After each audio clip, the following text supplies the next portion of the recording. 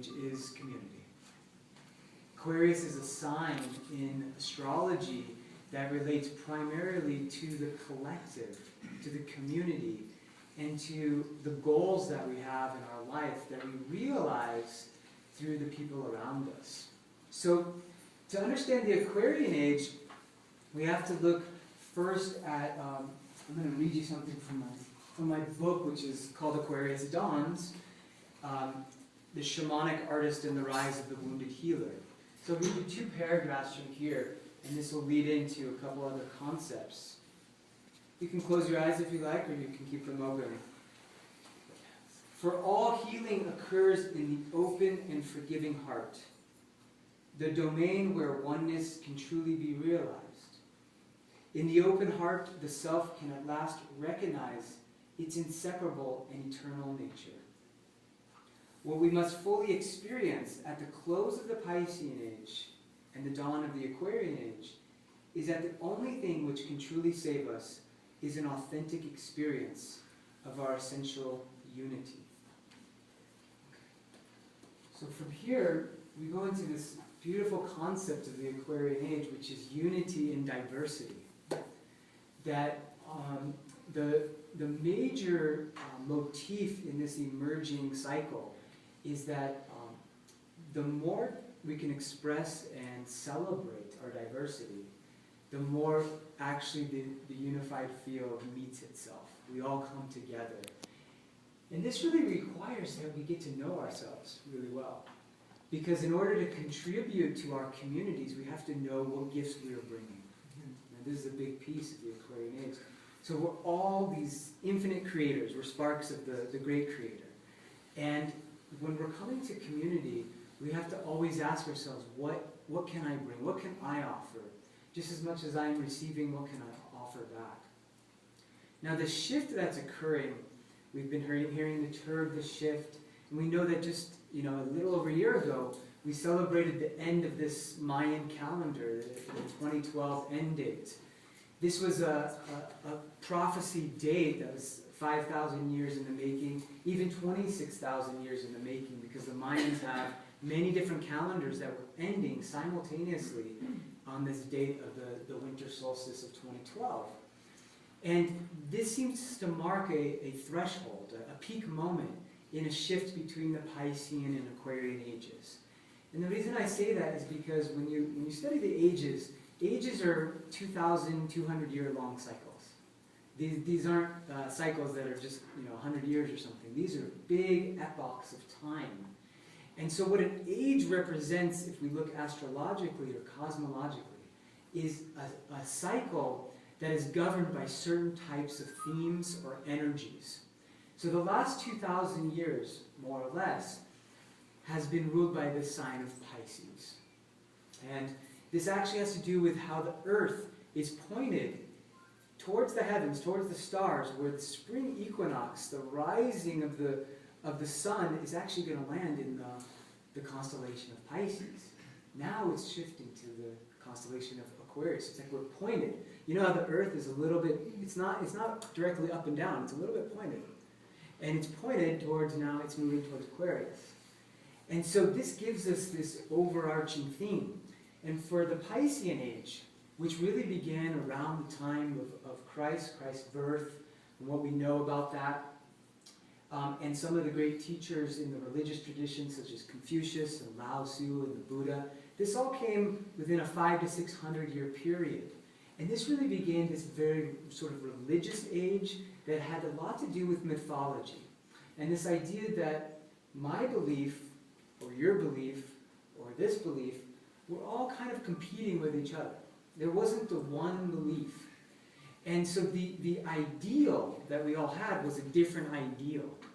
And the challenge in the Piscean Age was these different ideals competing with each other. And also the concept that there is a projection of a savior or a redeemer outside of ourselves. And this was known as the Messiah, Christ, or even a government or a banking institution to save us, or something outside of us to take care of us. Now this is a very dangerous thing that we're all realizing right now. Because one of the things that's crumbling, especially this decade, are the institutions on the planet.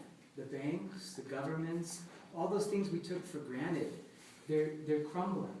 And that's where we're realizing that in this shift, we have to save ourselves. We have to redeem ourselves. So the major difference here is that we can no longer project outside of ourselves someone or something or some institution to save us, but actually we have to actualize the Christ consciousness, the Redeemer, the Savior, the Artist, the Creator inside of ourselves. This is really different than thinking that someone else is out there that can save us. It's also really different than thinking that someone is out there to blame. See, in the Piscean Age had both ideas behind it, that it's someone else's fault, and there's an underlying guilt story associated with that. Either I did something wrong, or somebody else did something wrong and is to blame. That story is evaporating now.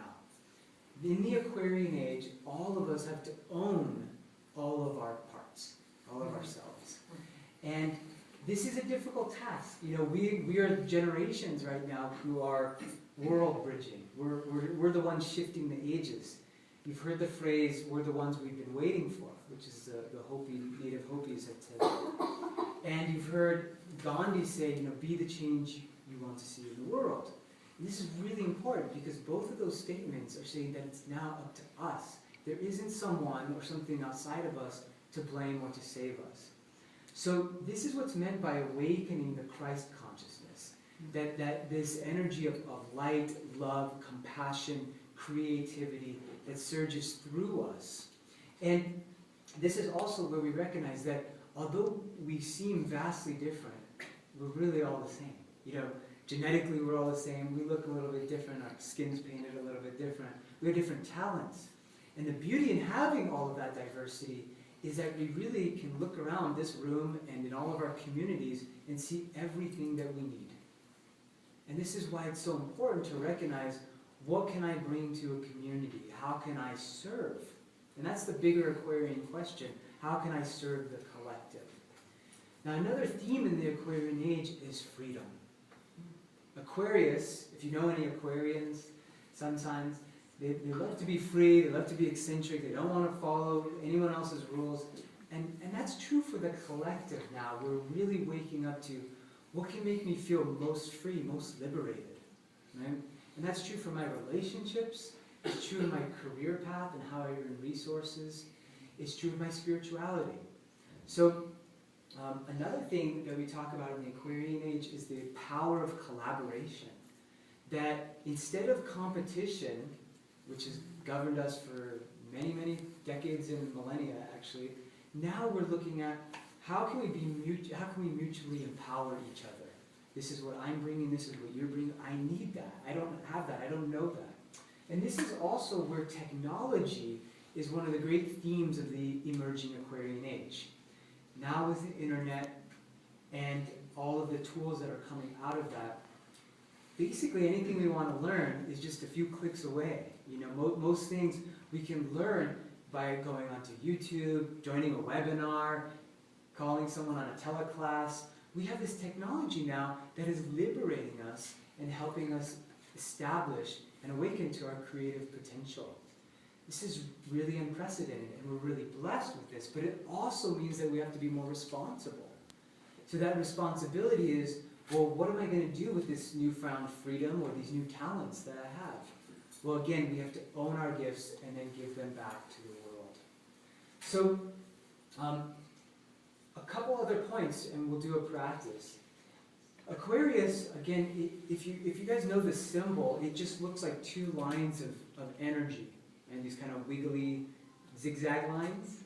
And that's what it symbolizes. It symbolizes energy. We think of Aquarius as the water bearer. It's not a water sign, it's an air sign. It's actually a sign of energy itself. And we're realizing that we're not just this flesh being anymore. We're realizing that we have a deeply spiritual nature and actually a very multi-dimensional nature. And that multi-dimensionality can be at first a bit intense to receive Because what's happening is we're starting to remember things. We're starting to remember past lives and energies that got imprinted many, many lifetimes ago, many moons. We're also realizing that we have wounds that may have existed since not only being a child, but maybe they got imprinted when we were in the womb or in another place in time. There are certain storylines that our souls are carrying, one incarnation to the next. And this is where it's really vital to be doing an integrated healing practice in your life right now. That's why so many beautiful modalities that are being taught here and also in all these beautiful centers around town and all over are happening. You know, past life work, breath work, rebirthing work, energy work, Reiki, EFT, I mean the list goes on and on. Yoga, Qigong. These are all to awaken us to that multi-dimensional self. So we're, in shamanism there's a concept of soul retrieval. And this is what's happening during the Aquarian Age. We're realizing that we have all these different selves that compose the self. So how do we retrieve all of the parts of ourselves and heal them to become more whole, and also awaken parts of ourselves that may have been dormant so that we have more gifts to offer the planet back with. So what I wanted to do in our practice here is invite you to just turn to a partner. We'll do just a few rounds of this. And we're going to maintain a sacred silence with each other. And this is a practice to connect and open our hearts. Again, this is the essence of the Aquarian Age, the open heart. We're just going to turn to a partner. We're going to touch hands, the right hand over left, and we're just going to gaze into the eyes of this partner. And then I'll guide you through a couple questions and practices. So just turn to whoever you're sitting next to. Again, in silence, and just